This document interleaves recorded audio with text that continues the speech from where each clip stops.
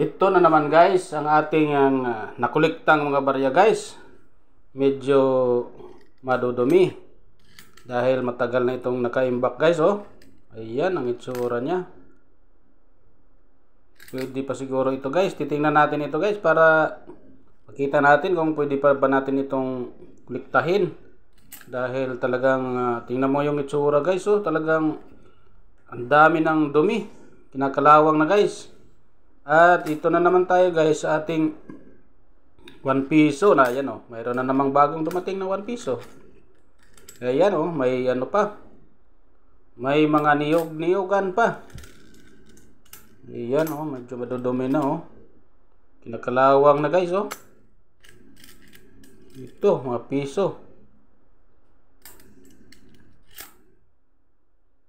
So paano kaya ako makakabawi nito guys? Tingnan mo guys oh. Yan oh, dumi na.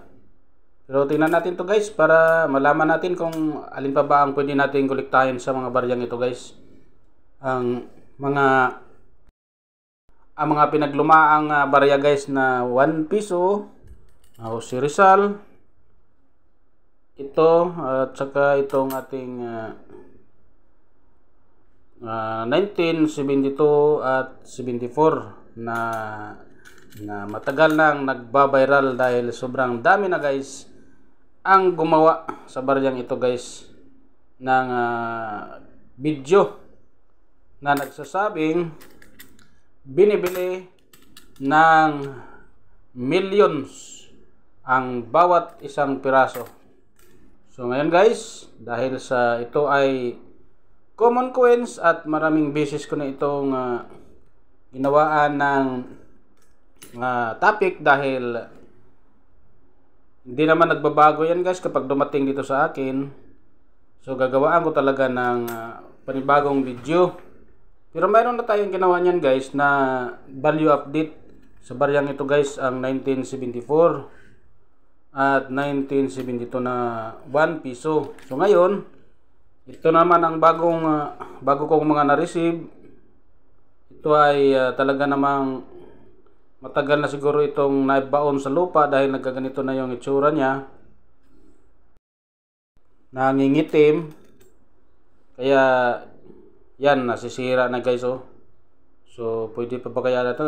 Tingnan natin guys. Pero mayroon sigurong para panglinis sa mga baryang ito guys. Para mabilis matanggal yung kanyang kalawang.